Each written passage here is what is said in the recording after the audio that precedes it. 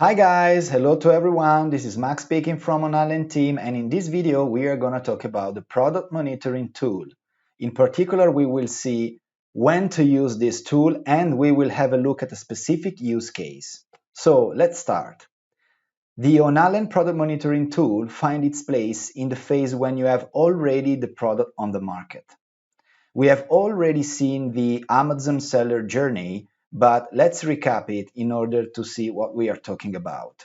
So this is the Amazon seller journey. We are going to focus on phase number 5. Phase number 5 is related to the continuous offer and advertising management. Every single aspect related to your sale, from price, the discount, the interaction with customers, the pay-per-click, must be constantly monitored and well managed in order to keep your sales at the top. In this phase, Onallen Product Monitoring finds its place, helping you to monitor multiple parameters of your and your competitors' product, providing and highlighting what's the cause that is influencing sales and giving you objective support to keep the right decision, avoiding proceeding with a trial and error approach. Now that we have seen a recap of when to use this tool, let's go for a deep dive on a specific use case. So this is the report. It is in the form of an Excel file, and in the summary page you can find all the preliminary infos. We have the ASIN of the reference product in the reference market. In this case, in this use case, we are talking about this product on the USA market, office chair wheels. Then you have the competitor ASIN, and for all products you have the macro category and the subcategory automatically detected by the tool.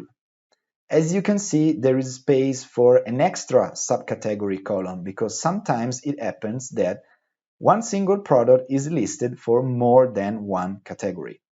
In this case, in the plots page, you will have the chance to see the product for both subcategories. And then we have all the keywords, let's say the long tail keywords that are used to monitor the product.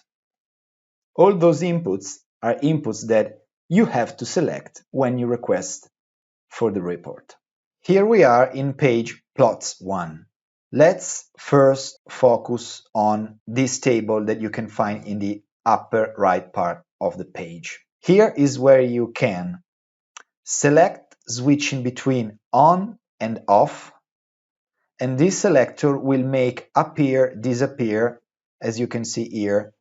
Let's look at this picture here, this graph, off. You can select to turn off one of or as many lines as you wish. Okay, why this feature should be important? Because sometimes, because of different scales, you may want to let's say select or deselect some lines. Then you have, in the case that two subcategories are present, this is not the case, here you will find a menu to select the proper subcategory to plot. And then a second aspect is the date. You can filter, okay, date, a date range that you want. So for example, let's see what I can do. Now I'm turning off, for example, 3 plots, and I want to focus just starting from mid-April. So here, what I can do is basically go, filter, and as you can see, automatically the plots range on the x-axis adjusts automatically with respect to this filter. Here we are, okay? So now let's replace everything at the original version, and now finally we can focus on the data and the graphs. So let's see in details data of page plots 1. We have the BSR macro category, the BSR subcategory, the delivery time, the current price, the original price, the discount, the total reviews, and the score reviews. So now let's go back to the first 2 graphs and have a deep dive into this data. So macro category is useful to understand how the products compared are performing one against each other. BSR is the unique value provided by Amazon in order to quantify selling performances. It stands for best seller rank. Some hints that you can retrieve from looking at the BSR in the macro and in the subcategory is that basically you can see if there is an homogeneous and coherent trend among all the products from the same category, and that would mean that actually the entire niche is behaving in a specific manner, whether there might be a single product that is actually behaving in a different way. And this is the case because here you can find that there is a specific product, which is in particular the violet line defined by the triangle related to the ASIN that ends with 4 BGs, that is corresponding to ASIN number 3, that is actually not behaving like the others. In particular, it has very low selling performances starting from a specific point. So this is the line that I'm talking about. Here I have to double click because of the refresh rate of the monitor, but you will have to refresh just once, okay? So this is the line that we are talking about. Now we need to understand why this product, so ASIN number 3, has started behaving particularly badly. So Amazon teaches us that delivery times are very important. Let me zoom out. So here it is. Delivery time is critical for sales because the higher is your delivery time with respect to your competitors, the lower your selling performances should be. But we can see here by this graph that this is not the case because all the products has more or less the same delivery time. So let's go to look at the price. So the applied discount, though, is not a sufficient reason to justify the performances of this product. So let's move to the number of total reviews. And let me zoom in a little bit. We can see here that the product has a relatively low level of reviews with respect to competitors. You can find it, actually the line is here. And the score of the reviews is 4.7. The line is here under the orange one, is quite high. So from page number 1, we can say that this product, ASIN number 3, is a cheap product that is selling not in a good way. So let me zoom out a little bit in order to give an homogeneous overview of the price. And here, what we can see actually is that there are, let's say, current price is the price that you actually are paying for the product. Original price is the reference price that sometimes is strike out in the Amazon page. So is the starting price. The discount obviously is the difference between the two. So is the amount of discount applied to the specific product. So looking at current price, you can see that there are two main clusters of price. There are 3 products that are selling between $30 and $40 and 3 products that are selling at around $20. The product that we are talking about, so ASIN number 3 actually, is selling in the low range of selling price, which is actually also the same of the original price, and here you can find there is no discount applied. Let me zoom in a little bit. So we are talking about current price. This violet line here is selling at $20 of current price. Here you can see here the original price is more or less around $20 and the relative discount applied is very low if compared to the other. So what can we say about the price? That the price can affect selling a lot. This product is a relatively cheap product with low sales volume, and the BSR was telling us that the sales volume was low, with no discount applied. So the discount itself is not a sufficient reason to justify the bad performances of ASIN number 3. So let's go ahead and have a look at the total reviews. What can we say about the total reviews? Let me zoom in. We can see that product number 3, which is the violet line, here it is, has a relatively low level of total reviews if compared to its direct competitors that, for the sake of clarity, they have a lot of reviews. So relatively speaking, it has a low level of reviews, and the score, though, is pretty in line with its competitors, actually, because the violet line is here below the light blue and the orange one, and we are talking about 4.7. So from page number 1, we can, let's say, summarize that we are talking about the product with a relatively cheap price, with no discount applied, low level of reviews, but good score rate of the reviews. Let's now move to page number 2, plots 2. In the page plots number 2, we find the percentage of stars reviews divided by star level. We always have, in every page, we always have the BSR, because BSR is the key index that always need to be looked at. And then, as you can see here, we have percentage of stars with 1 star, 2 stars, 3 stars, 4 stars, and 5 stars.